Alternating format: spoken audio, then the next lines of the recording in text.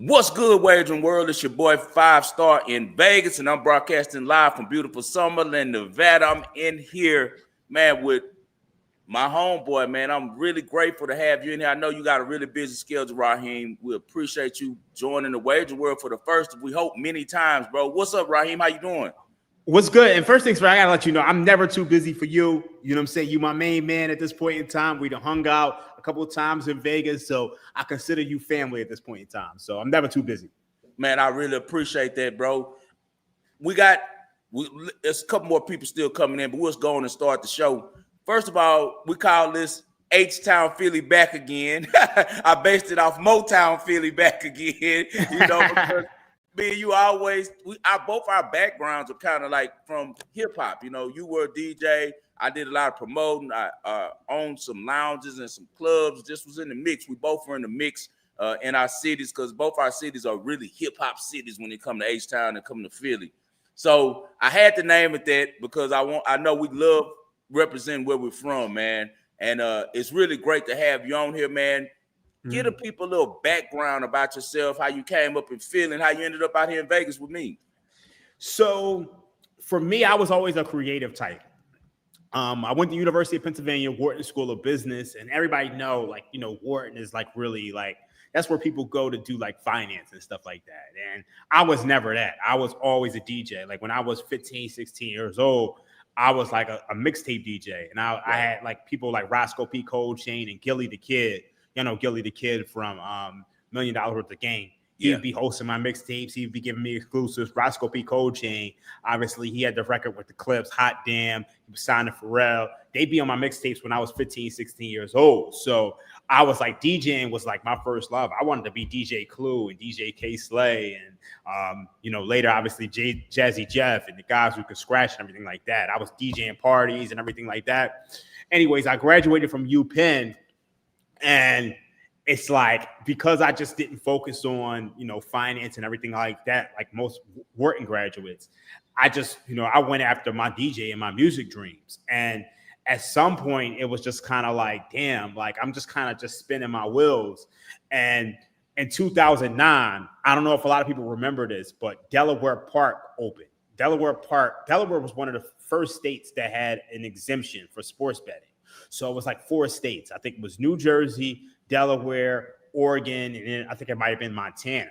Well, Delaware opted to use their exemption, but instead of just getting full blown out legal sports betting, they basically had it be the lottery. And they would take NFL parlay bets of 3 or more games. And initially it was no totals. It was just sides. Right. So they would put out these parlay cards.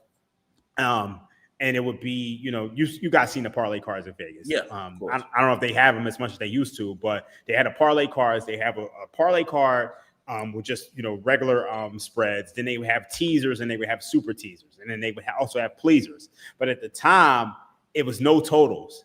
And my boy was like, yo, let's go down there. So on Sundays, I don't have a lot of DJ gigs because I'm from Philly. It's a smaller market. It's not like New York or DC or LA to where there's something going on every day of the week. In Philly, it's you might have a Wednesday, a Friday, a Saturday, but on Sunday, I'm not doing shit but watching football anyway. So I'm all right, I'm gonna go down there. I started going down there every single week. And before you know it, I started to understand that you could play the stale numbers on a parlay card because the parlay cards lock on Wednesday. And there would be a lot of us down there. You guys, if you're on Gambling Twitter, you guys know Captain Jack Andrews from Unabated. He would be down there playing the stale parlay cards. If you guys know Philly Godfather, he would be down there playing the stale parlay cards. And then as I got more into sports betting, I got local bookies. I'm betting offshore, and I'm still doing these stale parlay cards. They added totals at one point in time. And before you know it, I'm making more money betting than I was DJing. Now, I eventually got a job at Rock Nation. That shit was a disaster. Should have never happened, but I worked there for a year of my life. But I'm betting, I'm really into betting. And the funny thing is, it's you almost never know how your life is going to play out because the whole time I was at Wharton, I'd be sitting in these finance classes or these statistics classes, and I'm like, man, what the fuck am I doing here? because Right. I'm so into music, and I'm a creative person. I'm also a graphic designer. I'm a very good graphic designer in addition to DJing, and I also produce. I make beats and stuff like that. But what ended up happening is when I got into betting, I'm like, all the stuff that I learned in Stat 101 and Stat 102, I took it, applied it to my betting. So I made my own math models. So I'm like, wow, this is like, it's like almost like God has a plan for you and you don't see it. Yeah. And I took all the stuff that I learned from that, and I'm like, oh shoot, I can build off of this and use it to help me betting. So when I ended up leaving Rock Nation, I kind of left on a sour note. I was just like, yo, my heart is really into betting. So I just went full out into betting. I'm betting heavy. And that year was like 2019. And the NBA playoffs are just rolling. Like, I'm having a monster NBA playoffs. I cannot miss it all. And a lot of people y'all might remember this series, but the Raptors are down 2-0 to the Milwaukee Bucks. And I'm like, yo, the Raptors are going to win this series. And everybody's looking at me like, you crazy. Because it's just like, the Bucks, they up 2-0. They look like they rolling. They got the MVP. I'm like, yo, give me the Raptors to win this series at plus 600. And then I also take them game 3. Raptors win game 3. I'm like, yo, give me more on them to win the series at plus 460. And I took them game 4. They win game 4, tie the shit up. It's game 5. I'm like, you know what, yo, give me more on them to win the series. And then game 5, they're like 6.5 point underdogs. And the line is moving against me. I take them plus 6.5 money line. It moves to 7. I'm like, yo, give me more on the money line. Give me plus 7. It moves to 7.5 at a book in Philly. I'm like, give me more. It moves to 8. I'm like, give me more. Like, before you know it, I got like 75-80% of my net worth on the Raptors win the series.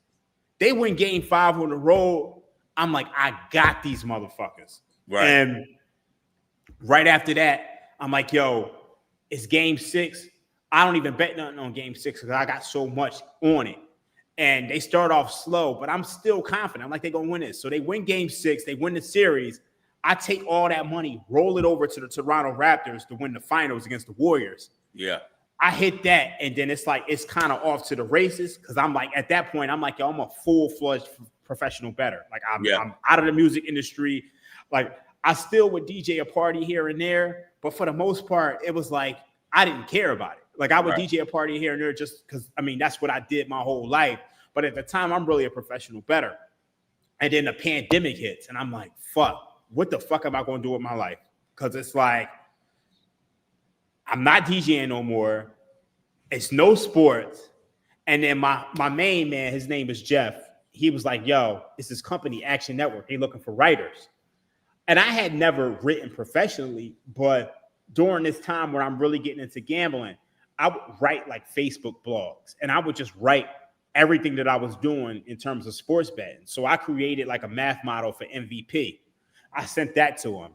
I basically sent them all my betting tickets. I sent them my super contest results, and they was kind of like blown away because if you look at a lot of people in this space, they not like me and you. Me and you are actual bettors. Yeah. A lot of these people in this space, they're journalists or they're sports journalists who they saw the gambling thing and was like, you know what, this is a way for me to get in.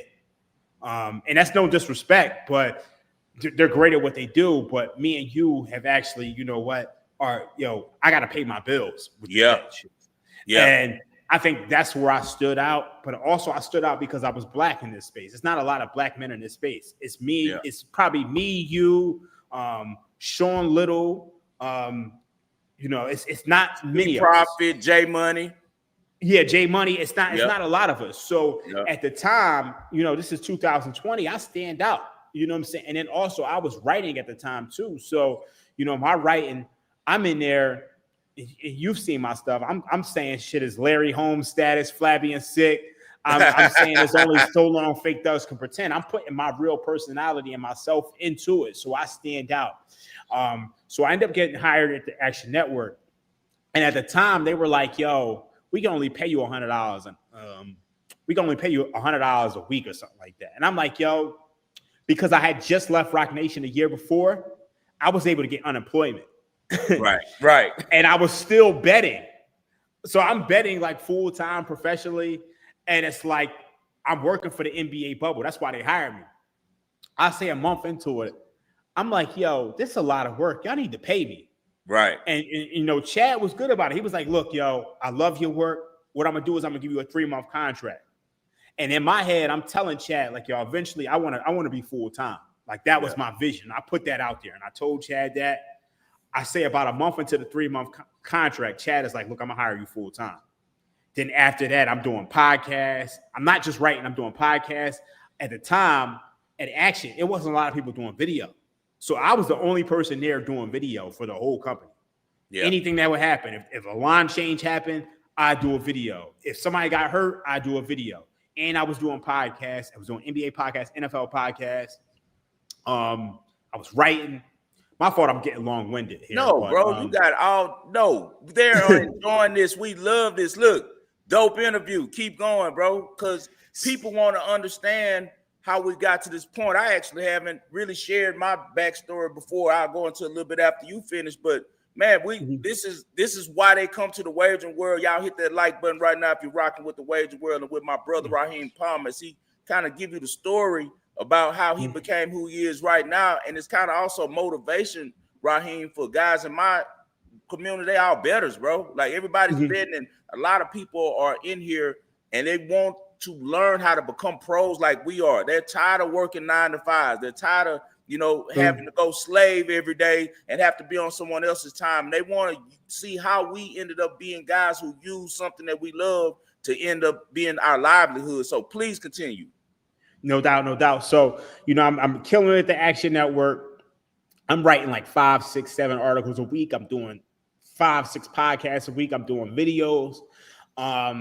And this is like 2021. I'm killing it. I'm absolutely crushing it in terms of my betting. My NBA betting at the time was just like top tier. I mean, like I'm betting 10,000 a game. And then I got my job and everything like that. And at the time, I'm like, this is great. I'm not even tripping off my job like that because I'm making so much money betting. But also, I got health insurance and everything like that. Like when I was DJing, I had to pay for health insurance out of my pocket. Yeah. So I'm like living good. But at the time, I'm like, I'm really underpaid. And I came to Chad, and Chad's always been fair with me. He's the reason why I'm in this business. I give Chad Millman is who he's talking about. Yeah. If you guys don't know in the chat, I've been following him since ESPN the magazine, so I'm very familiar with Chad Millman. He's one of the guys who kind of started him. I'll give him and Scott Van Pelt credit for, and Colin Cowherd credit for kind of putting sports betting out into the pop culture, into where regular just sports guys will start talking about lines and numbers. But it goes all the way back to Jimmy the Greek. That's before a lot of people's time, though. Jimmy the Greek actually was the first guy talking spreads and numbers, but that was back in the 80s on the NFL Today with Brett Musburger. So, those guys will always get my love. Continue with your story. So it was like, Chad's always been fair. Anytime I asked Chad for something, he would look out for me. So it was funny at the time because I'm a real spiritual dude. You know what I'm saying? I'm into astrology. I'm into psychics. I'm into all of that. So I was like sad over a chick. And I was like, you know what? I'm going to go. I saw this psychic. And I was like, let me go see the psychic. I go to the psychic. And she was like, yeah, the shit with the chick ain't going to work out. But she was like, yo, I see you at ESPN. And I'm like, what? I've only been doing this shit a year in terms of, media. Like it's 2021. It's the fall of 2021. I'm only been doing this shit a year. I'm not thinking on like, oh shit, people see what I'm doing and feeling like I could take it to a next level. I'm thinking I'm a beginner. I mean, obviously I've been betting for years, but I've been betting since 2009. But the media side, I was only doing it a year. She's like, yo, I see you at ESPN. I say a month later, Dave Bierman, who used to be at ESPN, hits me up like, y'all want to interview. I'm like, the fuck? Right. So he introduces me to the whole company. Nothing really comes of it, but it was just like the fact that happened was like, kind of mind-boggling. So I say about a year later or so, or maybe not even a year later, I'm just like, yo, I'm underpaid. Chad, you gotta give me some more bread. And he was like, yo, you're right. You're 100% right. but if you can just wait until February, I will take care of you. So I go see the psychic again. The psychic is like, all right, look, I still see you at ESPN, but you're going to have a choice. And it's going to be this rich businessman who's going to be interested in your service. Like, the fuck are you talking about? Right. A month later, Bill Simmons follows me on Twitter. And y'all know Bill Simmons is a fucking rich businessman. Yeah. So, and I'm like, that's who it is.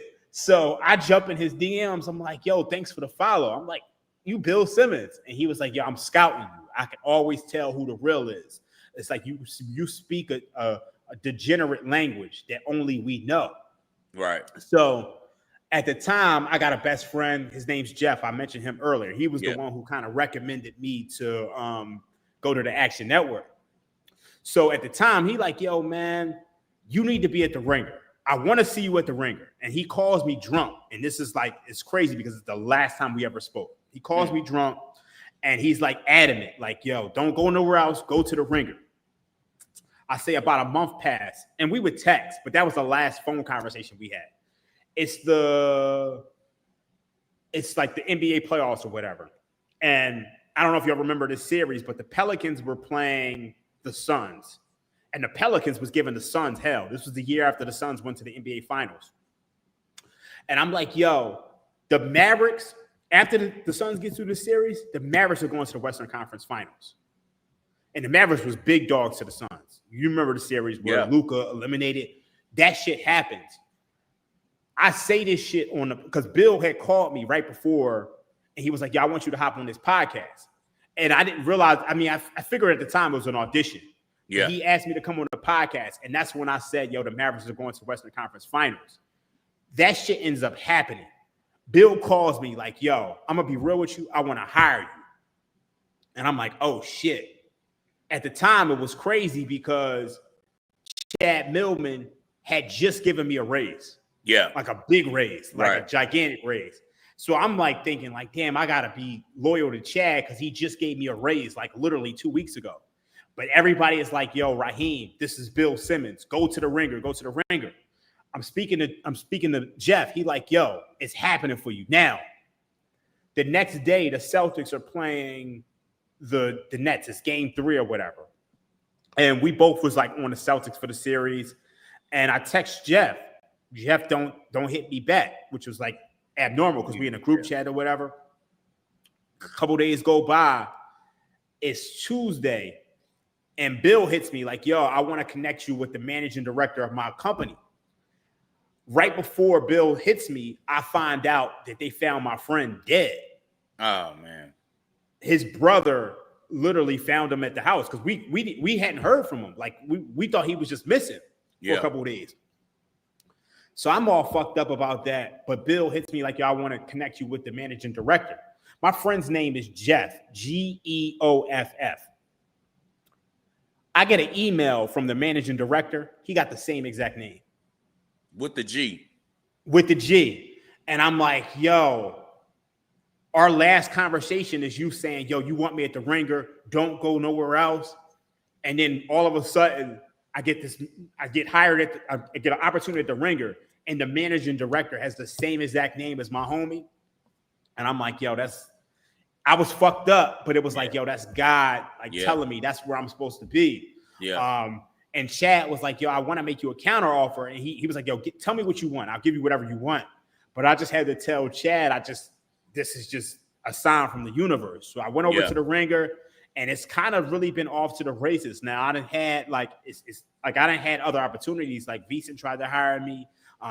Even ESPN, they invited me on campus. And that was a crazy experience to me because when I was reworking my Ringer contract, they was like, yo, come up to the campus. We'll show you everything. They showed me the sports center set, everything. But ultimately I stayed with the Ringer, and it's just kind of, we doing everything we doing now. But that's how it all came to be. Great story. I've never really shared mine, but since my bro is on here, I'll be real brief on. We got kind of similar situation with your background, and you know this because we talked about it in person before about this. But I think about it now. I've been on this show for 5 years. Do you know, Raheem? I'm glad you came on because you're making it now where I can kind of share how I became who I am, because I've never talked about it to anyone on the show. I just started doing it, and my whole thing why I started this show was just to use sports betting. As you said, we're spiritual people. We're about energy, and I try to use sports betting as a way to help people not only win, but become better humans as well, right?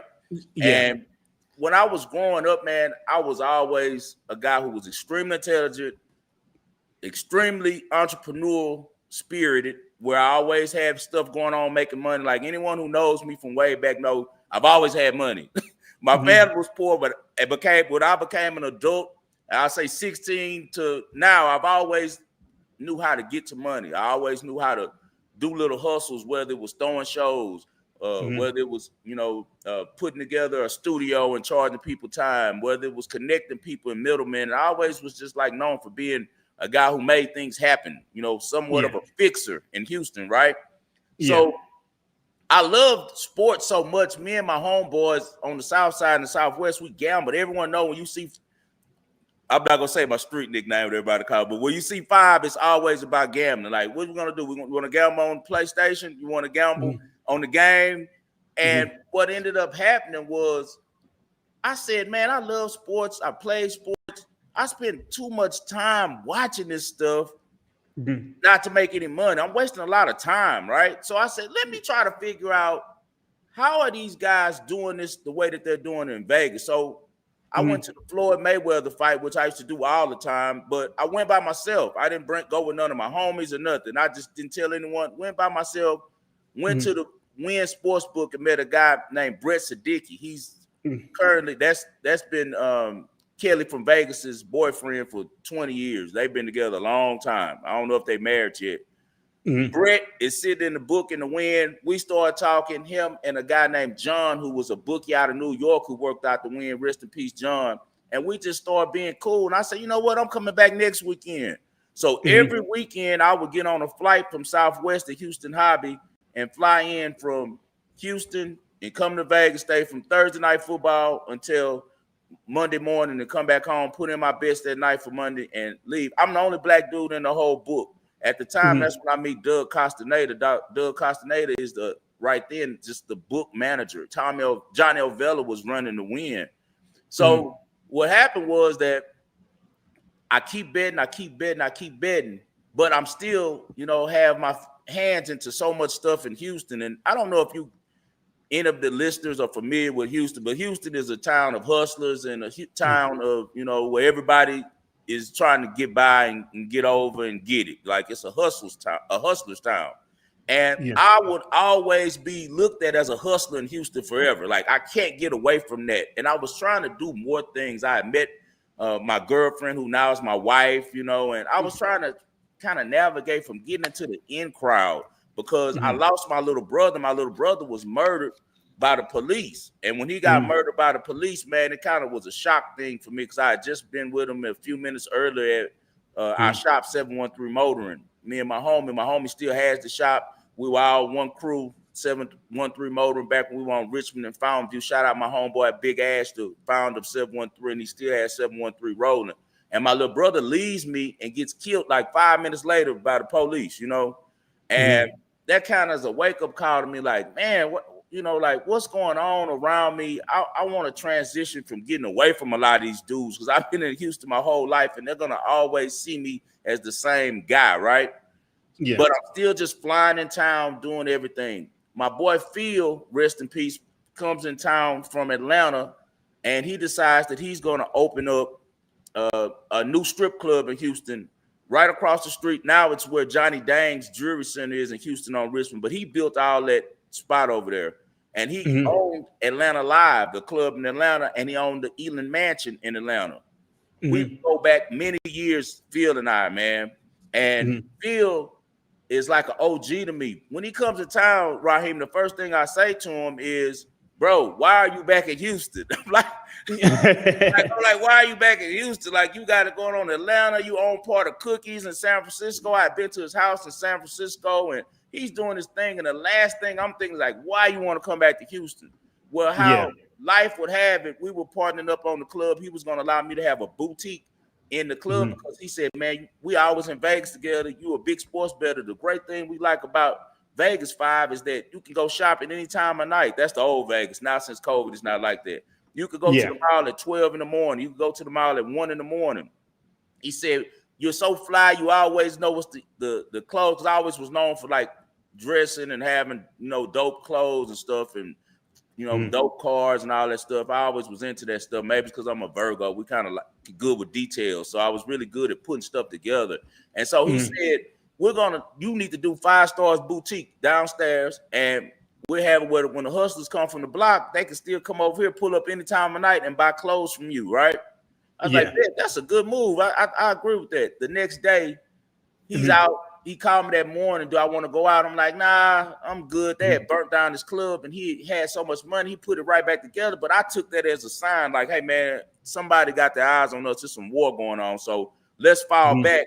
And he was on the same thing, but he caught him once like, man, I'm itching to get out. I'm going to move around a little bit. He had a bunch of females like all of us did back then. So he ends up hanging out that night. He ends up getting murdered that night in his Bentley right across, literally how crazy it is. He was looking at his new club in the car when he died because the way he took the back street up from where he was coming from, another strip club, which I won't mention. And he was making a left to come up to his club on the back street, and that's where the dudes, the hitmen, got him and killed him.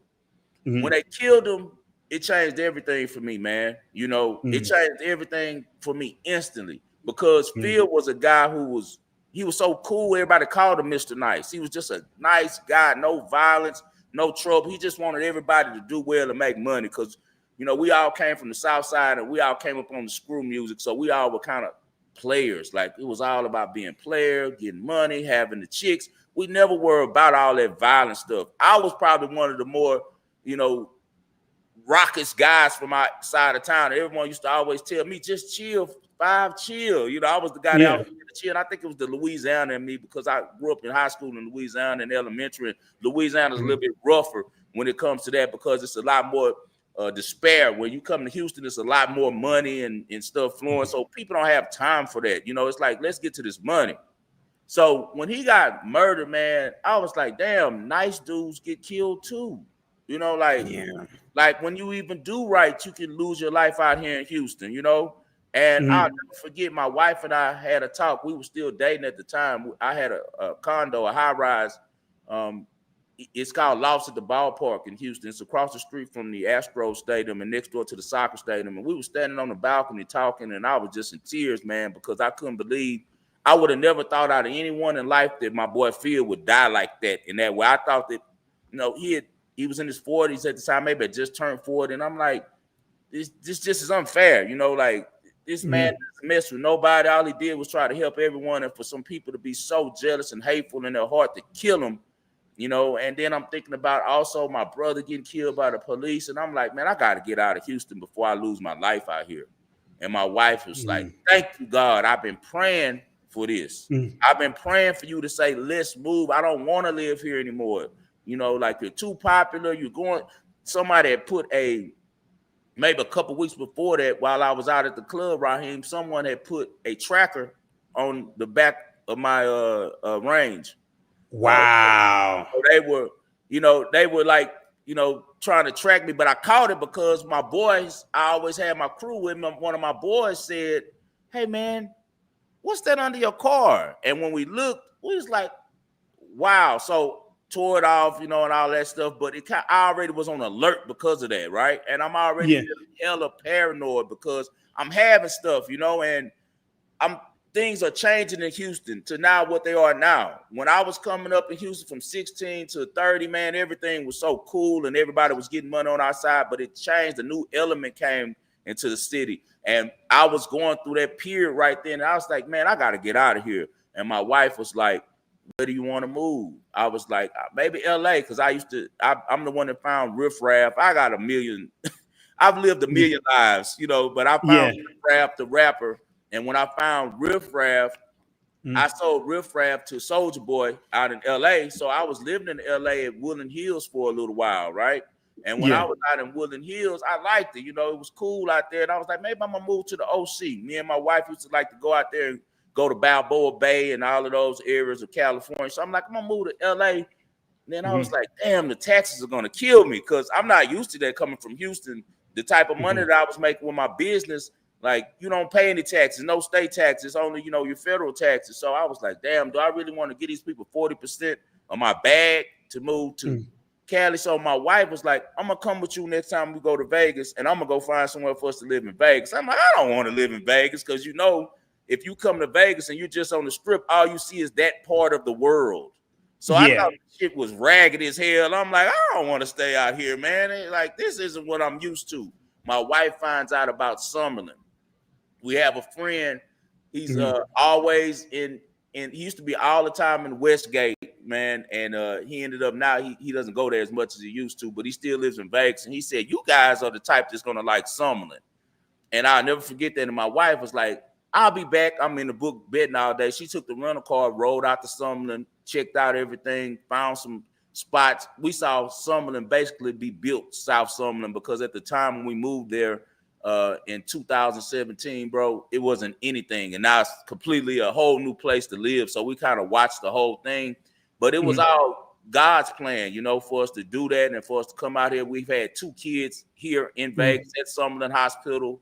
You know, but it all started like you with tragedy kind of, you know, being a sign for me to exit and leave. And I got in this space. I was good just being a sports bettor, bro. You know, like I didn't want anyone to know my business because I come from a world where you don't really like people in your business. It's so crazy. When I left DJing, I did not, like, honestly, it was so funny. When I left DJing, I was so like, I didn't even tell the story about why I quit DJing. I just kind of mentioned how I just was kind of just over it. But I was like 29 years old, right? Yeah. And I had DJed like the top clubs in Philly and everything like that, celebrity parties and shit. But I had this residency at this hookah lounge. It's called B-Side Hookah Lounge. I remember I would DJ there every Sunday. And it was like almost like it felt like they was cheating me out of my money. It felt like everybody was getting paid except for me. Right. So then one night, I'm like, yo, let me get a glass of water. And they was like, no. And I'm like, what? I'm the most important motherfucker in this building. I'm DJing. How am I not going to get a glass of water? And it's like, you know, a lot of times when you 29, you 30, that's when you kind of hit a crossroads in your life. Like, damn, do I want to keep doing this shit or do I want to keep going the same way? And when he told me that, it was like all of the feeling in my, like all of the desire to just continue doing music and DJing died with me that moment. And I was just like, man, fuck this shit. I'm out. I packed up my equipment in the middle of a party and left. The whole party left with me. Now, obviously, most people, and I was like most people can't just quit their jobs and just be like, all right, I'm out. So I had to feel like I had to like figure out a transition plan. And my transition was, all right, look, I don't want to DJ no more, but I still got to do it. So why I got to do it is I'm going to do weddings. I'm going to do corporate gigs because ultimately, if you're not one of the biggest DJs like in the United States, you're not going to get big money to DJ clubs. They're going to try to hit you with 250, 300, 400. Whereas I could do a corporate gig and they'll pay me $2,000 for a couple hours, or I could do a wedding and I can make $1,500 or $1,000 or $2,000 or $3,000. So I'm like, all right, sports betting is my love, but when I transition to that and figure that out, I'm just going to do these corporate gigs and these weddings. And I'm going to take that bread and transition it into sports betting. But I just didn't like the way I was being treated in these clubs. You know, promoters stiffing you and everything like that. And I was like, yo, I don't even want to be out there and try to be famous. I just want to bet money, stay on the low, and try to be on some Al Heyman shit. And I just so happened that I got the blessing. Al Heyman, he knows me. That's one of the first guys. I'm glad you said him, Raheem. Al Heyman is one of the guys who kind of set the tone for promotions. And, you know, he brought Michael Jackson to Houston. He did all types of fights in Vegas. And Al Heyman's right from the H, man, a Houston man. So I'm glad that you mentioned him. Yeah, stay on the low like Al, because Al got his money from what? from gambling, you know. So Yeah. yeah, it's a great thing. There goes Casino Royale. I had to put him up there, Raheem. Shout out to Cino. Actually, I got to get into the story about how I moved to Vegas because Cino is a big part of that. So it's so funny. I came out to Vegas in 2022 for a fight. And I always would come out to Vegas and I would end up, I like Vegas so much. I would come out here and I was supposed to stay for a weekend and I end up staying a month or 3 weeks or so. Anyways, I come out here for Canelo GGG3 and just to sign up for the circuit contest or whatever.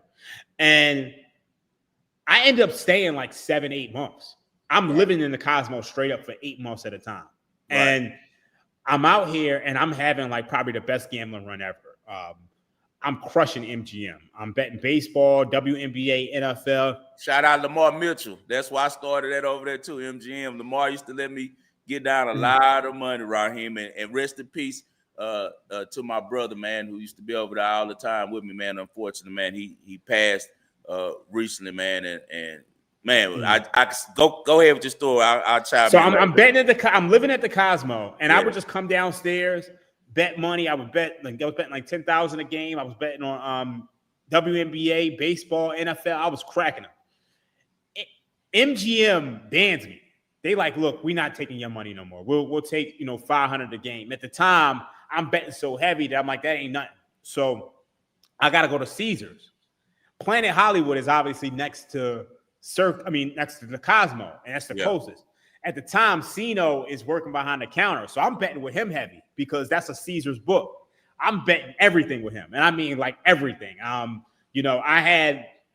had some crazy nights in there. Cino will tell you, like, there was a night where the Australian NBL team, I think it was the Adelaide 36ers, they beat the Suns. I go to Cino, I'm like, yo, I'm already up because I put 30,000 on the Chiefs to beat the Bucks. I'm like, yo, give me 10,000 on the Adelaide 36ers to beat the Suns. I'm gonna take a shot. Cino like, yo, you fucking crazy. They go out there and win. This an Australian NBL team beat an NBA team. I make like 60,000 off that shit. Like I've had nights like that with Cino, and he was taking all of my action at the time. But yeah, I loved it out Vegas so much. I was like, I'm gonna move out there. I had some things go wrong at the start of 2023. I had to go back to Philly. And then this year, I finally moved out here. Man, I'm glad to have you out. Me and Cino go back so far. I know Cino since he was 16 years old. My best friend, my boy Knock signed Cino, and Cino was like the wonder kid. He was one that did all the beats. He could rap. He came in from Louisiana, and the first sports betting ticket Cino ever saw was from me. And it was a $50,000 ticket, over 50.5 on the Colts and the Patriots on Monday night game back when Manning and Brady were the guys. And I went in the studio like I used to always do, which I still do today. And I tried to put my homies on game because everybody in there hustling, man. Like we're going to just be real about it. Everybody was getting to it. That's what Houston does. Houston, especially my side of town, where I grew up around, everybody getting money, but they getting money by however means this necessary, And so I'm in there telling them, like, bro, I'm going to Vegas every weekend, coming back with 100. Some people listening, not really. They, doing what they do. Who always listened when I used to try to tell them about that? Cino. So Cino pulled me to the side and was like, 5-star, what are you doing? Like, how does this work? We chopped it up. And of course, with him being the brilliant mind that he is, he went and started doing his own research. And when I went to Vegas, Cino came to Vegas. We was the only two from the H out here together. And when he got the job at Caesars, he talked to me. He was like, what you think, man? You think I should work for the casino? Because he can make so much money betting, he don't have to. I was like, yeah, you should go on and go work there so we can get inside. We can find out some numbers and see what the count is on these tickets, And he's like, yeah, bet. He go over there with the personality he has and the brains that he has. Cino ends up being the youngest dude to ever be a sports book director for Caesars, And we had some great times over there with him running that book. But me and Cino relationship goes way back past this. Like, that's why I laugh. Sometimes I catch myself having to check dudes on X. I'll be like, wait a second, man. Don't even try to prove none of these dudes because they really don't know who I am. But because you know, because where I'm from and what I've been through, I've earned the right to say certain things, and I feel like some dudes don't even have the right to sit down with me, bro. You know what I mean? And Cino is one of those guys who actually knows who I am, what I'm about, what I've accomplished out here, you know, and I love him to death. I wish he could have been on here today. He's on the plane. I think he's coming back out here. I don't know if he's on the plane out here or going back to Houston, but I'm sure I see him soon. And he's the reason why we connected, because he told me about you, and he was like, bro, it's a dude a bit just like you up in here, bro. He get into it like you and Stick. That's my homeboy Damon. He was like, man, you need to link up with him. I'm gonna link y'all together. And it ended up how God had it that we ended up linking up. We know we taking a little while, guys. This my show. And I'm out there with my home, and we get some really good material, bro, just to kind of help people. You always can get the best. We're gonna talk about some games in a few minutes. The main thing we want to do and get across to you guys is Cino, you got it at Cino Royale on X. That's how you DM him. At Cino Royale on X. Just like how you see it spelled right there. DM right there. That's how you get in touch with Cino. Oh, he say he's on the way here. Okay, cool. So I'll see you this evening then. Yeah, so like Cino put us together and told us about each other, what we ended up, and it was just smooth and everything equaled up. How you got into the space with your boy kind of telling you, hey, go this way. I got into the space like this. I was giving out a couple plays. My first X page, well, Twitter back then was jumping because I was in the music game. I was in Houston in the streets, and I was managing Riff Raff. So I had like 180,000 followers, right? I'm getting my money from betting sports, but every now and then I'll put up plays. And one time I went on a run on there, like I called it the 12 days of Christmas. I just feel like giving back. And I won 12 straight. I gave out like 12 straight days of winners bowl games. All of them hit, right? Yeah. My boy Lance Zerline from the NFL Network already knows me and of me because Lance was one of those white kids who was loved hip hop. And Houston is like that. He was one of the white boys who wasn't afraid to come hang in the studio. He was tight with Bun B and stuff. So Lance always liked rapping, was one of them type of dudes in the city. So everybody black loved Lance. So Lance reached out to me on a DM and said, hey, bro, you always giving out these winners. You know your stuff. Why don't you come on the show? He was like, we were supposed to have, who was supposed to be on that day? It was either Steve Fezzik. If it wasn't Steve Fezzik, it was the guy whose show he used to be on with him on ESPN. But anyway, he's like, he isn't on here today. Can you come on the radio station? We ain't gonna say you're real because I'm like, man, I don't want people to know my name. You know, like I'm really getting money in this. It's still today, you see, if you do some real research, you might find out my name. But for the most part, people just call me 5-star, and that's the way I want it because I've been successful with this, and I don't need any extraness. You know, I got away from the game in order to be comfortable and to be safe and to be chill. I didn't, you know, come here to be a superstar. I don't like fame. Fame isn't what I'm about. I do this for the people. It's us versus the machine. I do it for the underground and the underdogs forever. It has nothing to do with being famous, being known. You know, if that comes with it and it ends up where you give me a big enough check, hell yeah, I'll be on ESPN Bet, right? But just like that's not nothing that I strove for. Lance reaches out to me and says, man, come on here, man. You know your stuff. We're going to make you a mysterious gambler from Vegas. I go on ESPN 97.5 in Houston, which if anyone's from Houston, you know it's a predominantly like white station. Like mostly their listeners are mostly that audience. It's mostly white guys, probably 18 to 50. That's the demographics. It's not a lot of brothers listen to ESPN 97.5. The brothers in Houston that listen to sports listen to 610. So a lot of my homeboys don't even know that it was me on there the whole time, right? One of my good friends, KG, Kevin Joseph, he reaches out to me through DM. He was like, bro, you sound like my homeboy, da-da-da, you know? Yeah. And I'm like, this is me, bro. You know what I'm saying? And he's like, man, what are you doing on ESPN 97.5? I was like, Lance reached out to me and asked me to do it. Hold on. I think that Raheem got knocked out. You guys, hold on 1 second. He coming right back. We'll bring him right back in 1 second. I think he got knocked out. Okay, here he comes. Yeah. Right. My page refreshed. A small glitch. We apologize. We were talking too good. You know, the devil like to hate on you when you got that good energy going. So we do 97.5, bro, and I go 14-0. Anyone who listens to 97.5. It's a couple of the guys that are right now in the group. Sino knows this, and other guys who listen to ESPN 97.5. 2021, I go 14-0 against the spread in the NFL playoffs on ESPN 97.5. When I do it, all of a sudden, everyone's reaching out to me in the city. All of these rich oil men, all these rich executives, all of these doctors and lawyers, and I'm like, it's just what I do. It's normal to me. You know, I'm like, I win. This is why I bet sports. I come up with a great idea because I'm a hustler. I'm like, man, I'm about to do an investment company. The same way that people consult, you know, on stocks and coins, I'm about to start consulting on betting sports instead of just me doing it. Started my business from that in 2021, and it's been rolling ever since. And about 6 of the guys who started with me way back then are still with me today, all whales. If I give them a play, it's 10,000 and up on their plays, I get shot back a percentage. And that's why I do what I do. That's fire. That's fire. I always tell people, like, I do the show for the love. You know, like, I'm not doing it for any reason but that. Sino knows that I could never do this show because we don't make any money from it. We do it to show love, bro, put good energy out. I call it pro bono work.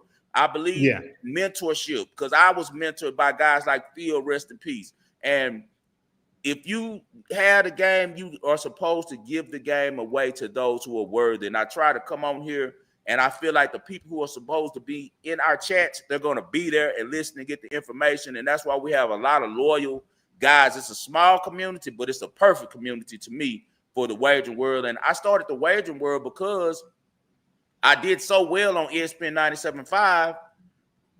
Their program director called me and was like, shout out to my guy, Todd Ferguson. He was like, 5-star, you want to do a show? He was like, you can get your own radio show. I'm like, a radio show? And then I thought about it, and I was like, you know what? It's never been a Black-owned and operated radio show about sports at all, or sports betting or sports in Houston. Big as the city is, it's a predominantly, you know, part of the market that's ran by, you know, white people. That's what it is, just like as you see in the betting. And don't get me wrong, I'm not racist, I'm not knocking about it. I'm just saying that that's big for my people, making sure that younger boys around me or guys who want to bet can see me and have inspiration to say, you know what, I could do this too. I always liked betting sports. And with that, I started the show. I asked Sino, come on, be my producer, because what people don't know is Sino is cold with, you know, producing. He's one of the coldest kids ever when it comes to knowing how to work the boards, you know, slicing, dicing. He's always been cold at that. So we do one of the best shows that no one really heard because ESPN 97.5, the market wasn't the right market for our radio show. We do it for a year. Todd hooks me up with my bookie. They're paying me 20 racks a month just to talk about their products. By the end of the season, it turns to them trying to make me sell their book. I don't have a problem being an ambassador, but I'm not going to sell your book and make people come bet with you because I don't know how you're paying guys. I can't vouch for it because I don't personally use it. I live in Vegas. So we ended up parting ways, and I decided to go back to just doing podcasts, stop doing the radio because it was a large investment, man. You know, with radio, it's a lot of work, bro. You know, it's a lot of work. We're getting advertisers. We're making sure that you're saying the right things on here. We can say whatever we want to because, you know, YouTube, you got to be, you know, working right with the FCC and all of that stuff. So I go away from the radio show, go back to where I belong with the underground and the underdogs, man. And I couldn't be happier to be right here. But I had to do the radio show just to say that I was the first Black dude in Houston to have a sports betting radio show on live air. And I was able to accomplish that. You brought up MGM, man. I just had to say, rest in peace, my boy, Young Scooter, man. Young Scooter was a good friend of mine, man. And he died in Atlanta on some, I don't know what happened. Something about the cops came to his house because a girl pretended like he did something and he hadn't done anything. And he was my God, over the fence, man, and cut his leg and bled out and died. Just the weirdest story ever, man. But he and I used to be at the Win, but see, with Doug knew I could bet. So you bet. I took you to the Win and let you talk to my guys over there before. You see how they are. Like, they only gonna let you get so much. Like, they're not gonna let you really get down.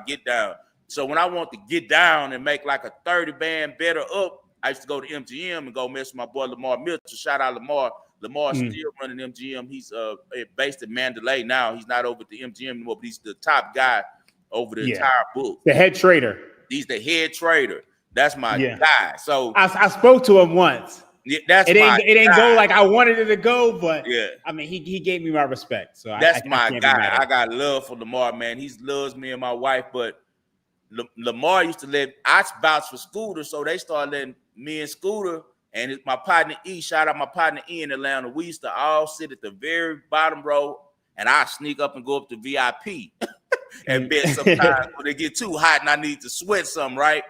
And Scooter used to be every weekend down there with me, man. So rest in peace to Scooter, man. He made some really good music, man. Columbia, and did a lot of work with Future, man. He kind of helped start free bands with Future, man. And we miss him, man. I miss seeing him here during football season. That's my boy for life. And you know, a strange story. Also, you know who I met at MGM as well? All the time we were cool was Jason Whitlock. And he was a whole different dude than he is now, man. We'll talk about that off the air. I don't know what the hell happened. In fact, you shared that story with me already. Yeah, man. He's a different guy. We were speaking about that about a month ago. Yeah, he a different guy now, man. We talked enough about our past, man. Let's get into some sports. We appreciate you guys for rocking with the Wagering World 5-star in Vegas in here with my good friend Raheem Palmer, man. We really appreciate you guys for tuning in. Long show today, but hell, we don't got nothing to do but wait on these games to start tonight at 4. So we're going to sit up here and give you guys some information and kick it, man. That's what we do here. It's always us versus the machine. All right, I'm going to jump into the past real quick, Raheem, and give them the plays that we were able to cash last show. We always have transparency on the show. It's just as important to talk to these guys and girls about, guys and ladies, excuse me, about the W's as the L's, because it's lessons in everything, and especially in sports betting, you can't get down on yourself. Losses are all a part of this. So you have to be able to take the information from the loss, use the information, pivot, and not make the same mistakes again. And then sometimes when we do bad beat, bad break, bad handicap, it's just outside of your scope. The 1% beat the 99%, because the only industry in the world where the 1% beats the 99% on a regular basis is sports betting. You'll be right there, few seconds left, and you think it's a wrap, and then it all goes wrong. So we like to discuss the L's and the W's. We were lucky enough to have 2 wins last show and 1 push. We cashed on Kirsteya for the first set. Unbelievable comeback. You know I love tennis, Raheem. So Kirsteya was down to Goffey. She was down 4-1. We were able to get that first set, and we had some juice on it too, man. It was minus 200. So I'm really, really, really glad that we were able to cash that for everybody on the free play. We pushed on the first half minus 6 on Kennesaw State. Glad we got the 6, because it went to 7 yesterday, and they did some jinky stuff on that game because the starting quarterback, Amari Odom, dresses out, so I think he's going to play. And he doesn't play till the second half for some reason. They play the backup, and he's not good, bro. He's not anywhere as good as Odom. He actually doesn't score any points on the offensive side. They scored 16 points by the defense and special teams in the first half. So we blessed to get the push on that one. We'll take it. And then lastly, we were able to cash the Blue Jays plus 1.5 in game 4. We knew that the Blue Jays would come to play. We also had them at plus 170 this was game 3, excuse me. For game 3, we plus 1.5, and we had plus 170 that we pushed on the first 5, man. So great job on the last show. Let's keep these winners going. I'm so glad I got my guy in here, Raheem. So let's hurry up right now and get to the present and talk about tonight. Speaking of baseball, you and I are real Major League Baseball bettors as well as, a lot of people don't know that. I'm known for mostly tennis and college football, but privately, I bet a lot of baseball, on personal bets, not as many to the clients, but a lot by myself. Because if I'm looking at something and it doesn't grade out as a 5-star play, I don't give it to the group. If it grades out to a 3-star for me, I'm playing it, because we have built up a bankroll over the years, and it's different markets that we can attack that we might not suggest to the public, bro, or to, the group. All right, let's get right to it. Big game tonight. It's 2-2. The Blue Jays have snatched back home field advantage in the series. The two best teams in baseball. We're getting a treat here in October this year because you rarely get in baseball the two best teams playing each other. These two have been the best all year, the best records in the whole Major League Baseball. So, going into this game, Raheem, what's your angle and who do you like tonight in LA?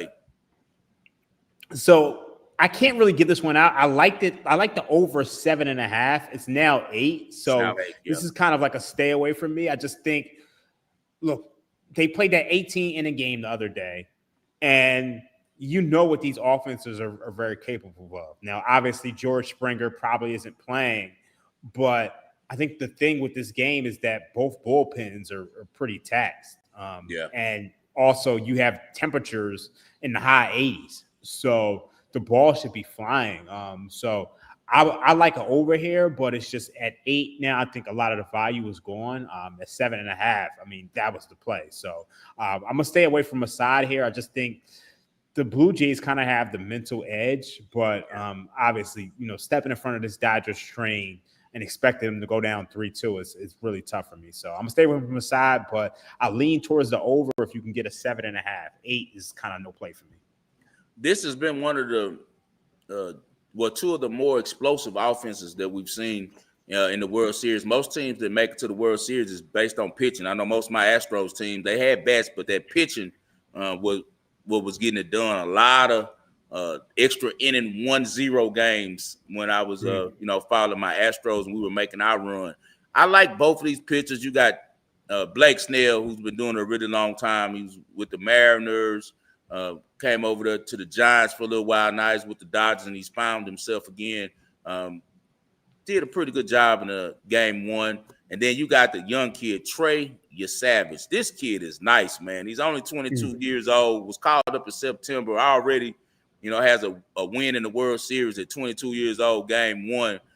The thing that's weird about him is that he pitches at such a different high arm release. It kind of reminds you who would I say else pitches with that high arm release like that? It's a couple pitches, bro, but his release is so high. It's like 7 feet when he releases the ball, bro. So that's a high, a lot of spin that you can get on the ball coming down. The slider is like one of the ones with the most break. It breaks at 3.4 inches of movement. That's a lot of movement, man. So I like this kid a lot. I think he's going to give these guys some good innings.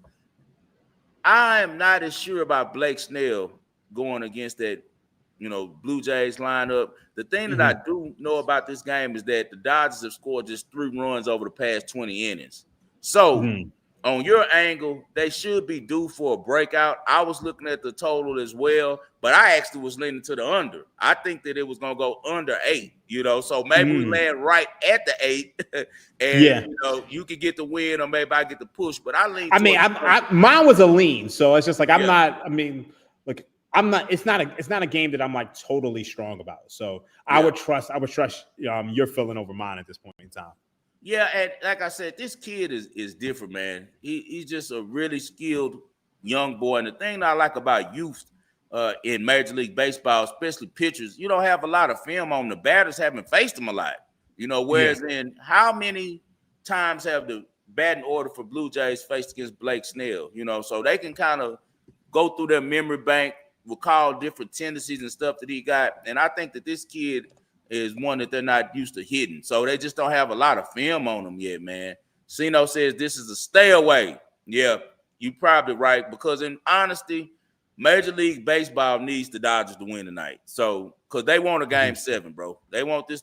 The perfect scenario for Major League Baseball is Dodgers win tonight, Blue Jays win game 6, game 7, we got the magical, in Toronto for all the money. But, you know what, though?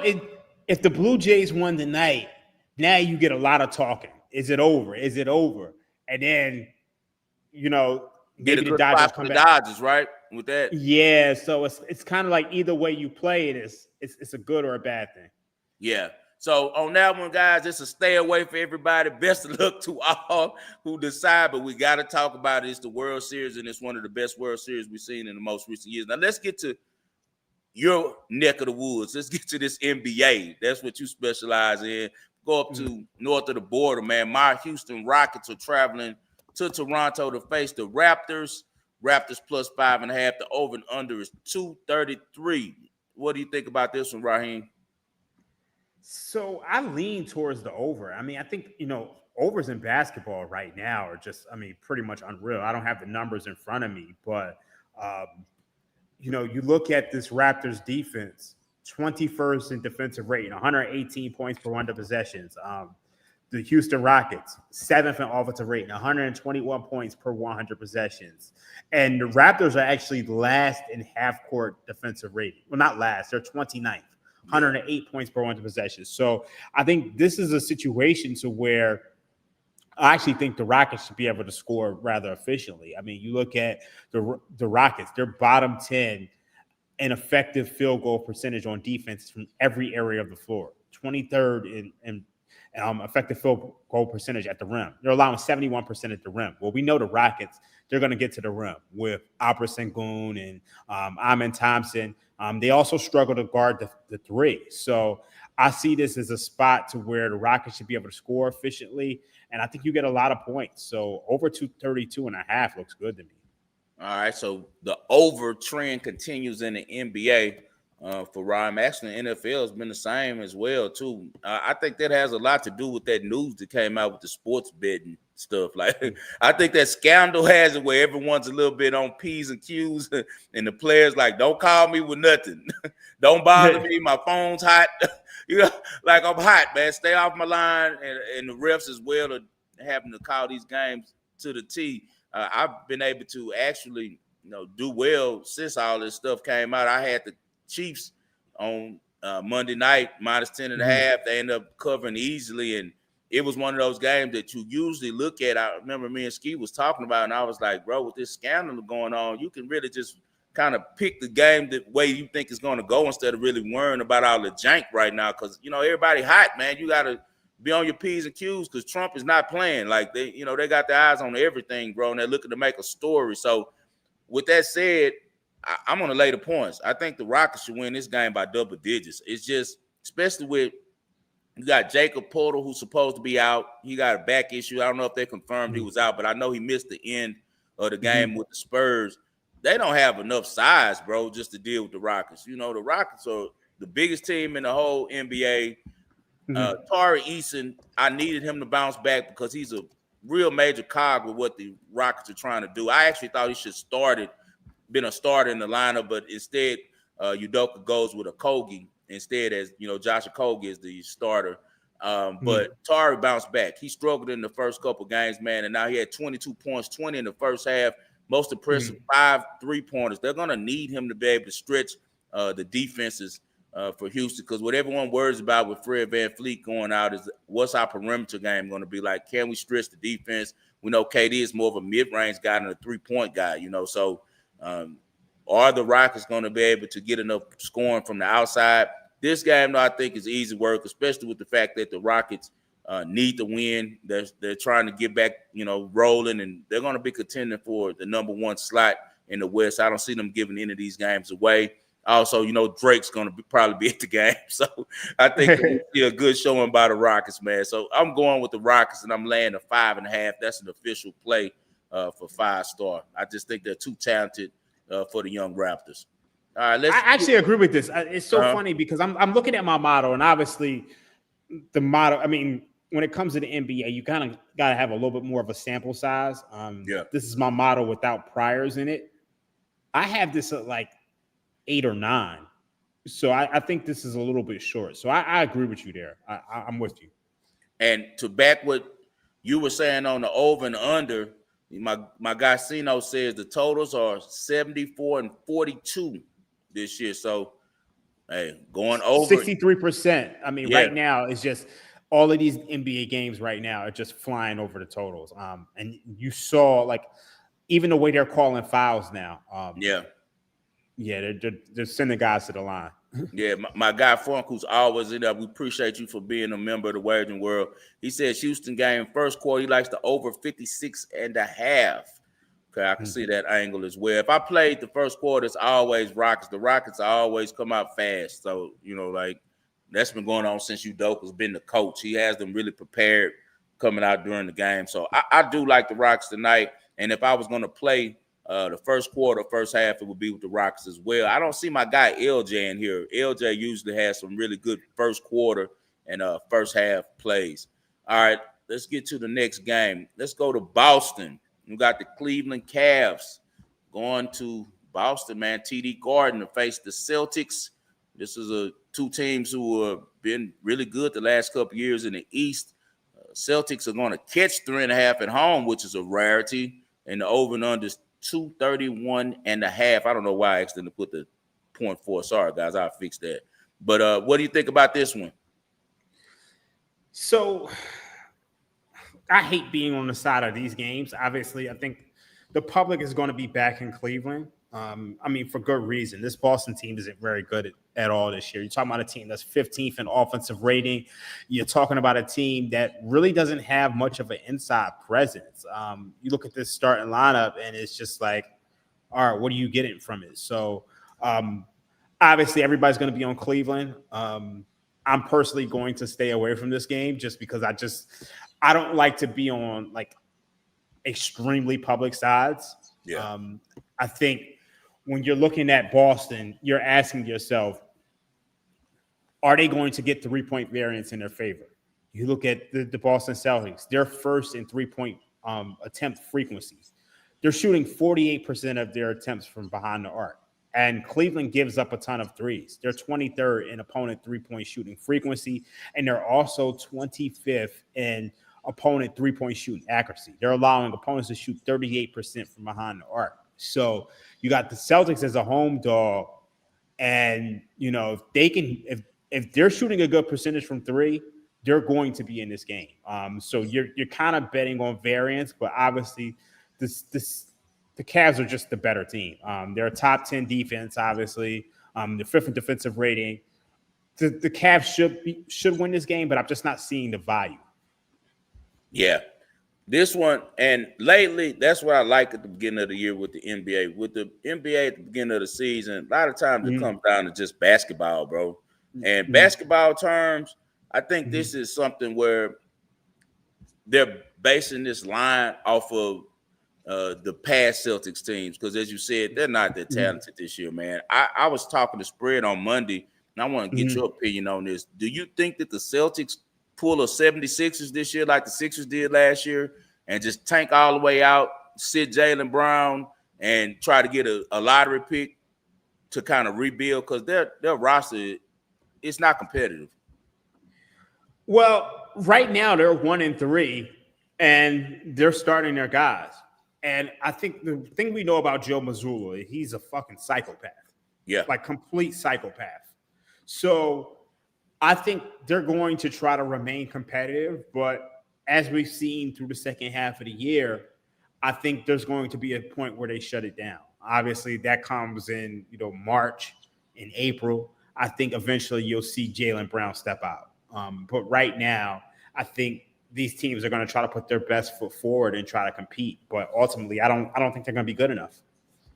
No, they're not going to be good enough at all. And just you said, he's a psycho. But one thing also, Joe Mazzulla is on the same page with Brad Stevens, and both of those guys are very similar approaches to the game. Even though they're trying to win always, they're also trying to teach always, So I think that this is the perfect situation and the perfect coach. They built up enough, credit with their fan base where they can have an off year, and the Boston fan base is so smart. They'll say, oh, we're just tanking this year. We're going to get another lottery pick. Tatum's coming back next year. JT and JB will be back, and we're going to win this thing again. So I do think as the year progresses, I think that they are going to end up tanking. As far as in this game, I have to lean money line. I would probably go money line on it. I wouldn't lay the points. It's only minus 160, minus 150, minus 170. Shop for the numbers. I go money line with the Cavs. I think the Cavs are just a really good team. And I also would take Donovan Mitchell. They got him at 29.5. I think he can get to 30. The only way he doesn't get to 30 if it's a blowout. The Cavs are a really well-built roster, man. They were able to hold Cade Cunningham to 12 points, last game. So Not only does Kenny Atkinson bring a really good approach to offense with his motion offense, but they also lock down and play defense, man. And I think they're really serious this year about, sitting there, putting their stake in the ground and claiming this East, because they had a disappointing results last year after being the best team in the East all year. They end up getting upset in the playoffs. And I think they're on a mission. Give me Spider Mitchell to get 30 points. I think that he can get 30 points at plus 105. Only thing that I say could stop is if for some reason it's a blowout. But I lean that, and I also like money line on the Cavs. Sino says he likes the first quarter for the Celtics. They do tend to start fast, so we'll see how that goes. All right. I can definitely see that. Definitely see that. Yeah, for sure. All right, now let's get to tomorrow night's Thursday night football game. We're going to have the Dolphins, and they're catching 8.5. Some shops are still saying 7.5. I see an 8.5 right now against the Ravens coming in town. Obviously, Lamar Jackson will be returning in this game, going back home to Florida. What's your thoughts on this one, Raheem? So we know this Dolphins team isn't very good. You're talking about a Dolphins defense, which is 27th in EPA per play, and they can't stop the run. That is the biggest thing that stands out to me. And they slowed down Bijan Robinson last week, but I don't think there's any chance in which they're going to slow down Derrick Henry at all. So I'm looking at Derrick Henry props. I'm looking at, over 89.5 rushing yards. I'm looking at his anytime touchdown. I mean, that's juiced pretty highly, but I think even at 240, what are you asking for? That has to hit 70% of the time. I think that probably hits 95% of the time. I think I don't want to go ahead and lay the points with the Ravens just because I think this is a time where, Lamar Jackson's first coming back. I think the public's going to be all over the Ravens, but I think you can play their team total over, and I think they should have no problem getting over this at all. What is the team total? We're looking at, give me a second. Pulling this up. We appreciate y'all for rocking with the wagering word. 30.5 is a little rough. I'm not gonna lie to you. At 30.5, I almost would rather you almost saying I almost would rather lay the 7.5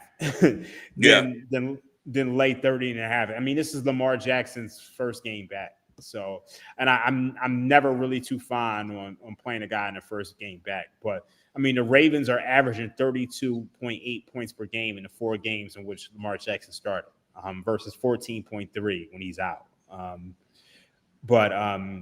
I'm probably just more in love with those Derrick Henry props more than anything. Me personally, I'll be playing the Dolphins with the points on this one. One, it's going to be very public on the Ravens. 2, it's Lamar Jackson's first game back, so he's going to have a little rust. He's not going to come out there initially, looking like himself. He's going to have to play himself back into the groove of things. Another aspect I look at, he's going back home. The closest he's going to probably get to where he's from. I think he's from Pompano Beach. And he's going to have a lot of family in the building. It's going to be a lot. No, you know what? I think Lamar from Fort Myers. I got to check. I think if you guys know, throw it up in the comments. I believe he's from Fort Myers. But he's going to have a lot of friends and family in Miami that night and ready to party and have a good time after a Ravens win. So I always like to look at the psyche of the players when we come into these type of situations. Miami has had some really big shootouts against the Ravens the last couple of times they played each other. So I think that Tua will be confident. I don't like the Ravens defense, even though they played better last week, and I know they got some key components back. I still think that they're having trouble stopping people. Okay, so I was right. Pompano. Okay, that's what I thought. So the Ravens defense is still a work in progress. They still aren't all the way back to who they were before, when we always saw the Ravens as a dominant defense. They're still going to be without their defensive tackles gone for the whole season. They're still weak on the back end. I just don't trust their back end against Miami's passing game. Now, can they hold up the pass rush enough to complete passes, So I just think that they got a lot of confidence last week, upsetting Atlanta. Think that this is a big game coming home, and I think that people are overvaluing what the Ravens defense is. If you look at the numbers, man, they're bottom of the league, bottom 10 in every defensive category. They're 27th total defense. And you got a Shane out there, you got, still Waddle. You still got a lot of weapons for Miami that Mike McDaniel knows how to use. It also is going to be an extremely, extremely, extremely public game on the Ravens. They're one of the more popular teams. I always say, anytime Lamar plays, the whole hood bets on him. You know that. So yeah. He's a hood favorite, bro. So I like Miami with the points. I think that, especially if I can get the 8.5. If I can get 8.5, it's a go. 7.5, but the 8, anything over 8, I'll be definitely playing. So I'll be looking definitely towards the Dolphins on this one. I think I probably may find myself on the over. Okay. You mentioned that Ravens defense, but I think it's the Dolphins defense is just so concerning for me. Yeah. And I think when you look at their games, like they really haven't stopped anybody except for Atlanta.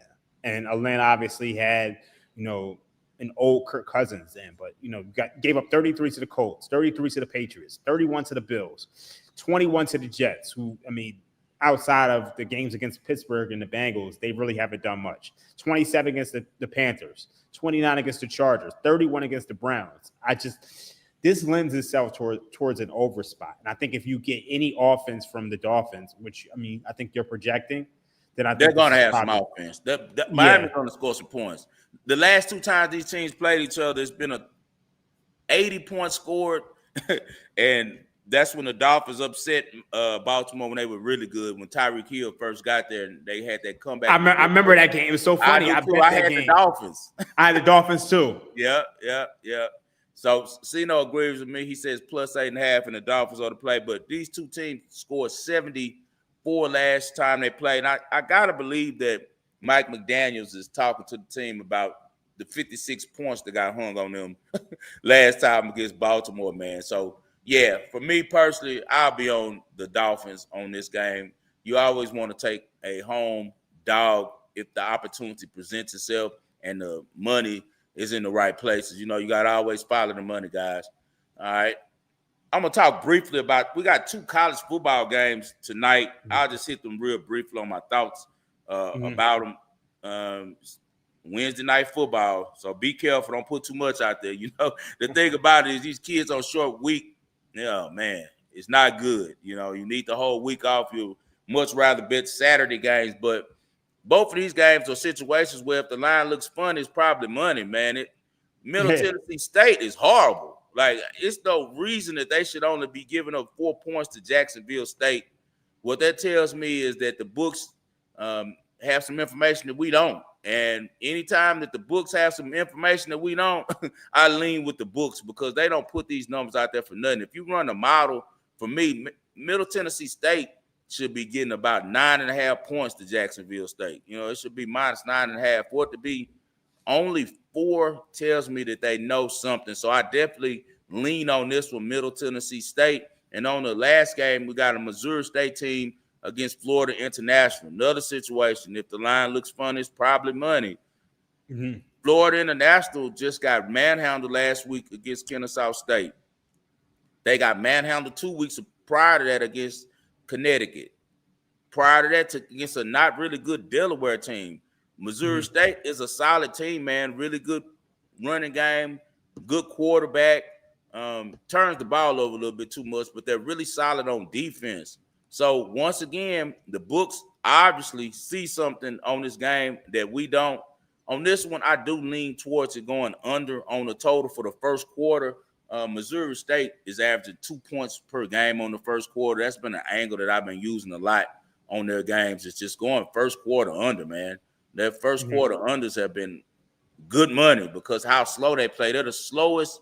They get the least amount of plays in per possession out of any team in the entire college football landscape. So they huddle up, they decide what they're going to do when they come out. So I'll be on the under. I believe it's 10.5. It's usually 10.5. Let me make sure and confirm it before we play this. Usually it's the first quarter under 10.5. They don't even have a total up on my book on Caesars. Oh, man. They won't even let me see the total. So I'm thinking it's 10.5, man. I go with the under 10.5. We'll talk about that tomorrow, Jason. I think I'm with you as well. I think they get it done against the Broncos. The numbers are looking that Yeah, it's way. so funny. I'm looking on FanDuel right now, and the first quarter total is 10.5, but it's juiced to the under -150.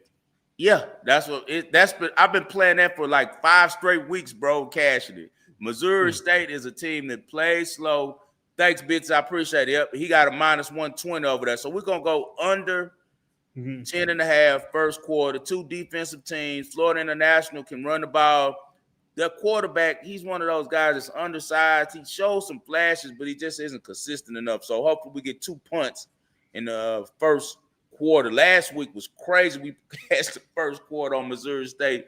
Both teams had the ball within the red zone twice, and both of them turned the ball over. So we got out of that one with the skin of our teeth, but we're going to continue to rock with it. If it's working well, why change? So we're going to run with Missouri State and Florida International first quarter under 10.5. Now to my favorite segment of the show is the ball and parlay. This is, rest in peace, my boy Big Pokey. This is where we talk about our favorite plays. Either you can give them for the whole week or for tonight, Raheem. Who do you like? Going with the Memphis Grizzlies against the Phoenix Suns. Dylan Brooks is out. You're looking at Jalen Green is questionable. I just think the Memphis Grizzlies are just a better team. So I'm going to lay it on the road with them. I'm going to take the money line.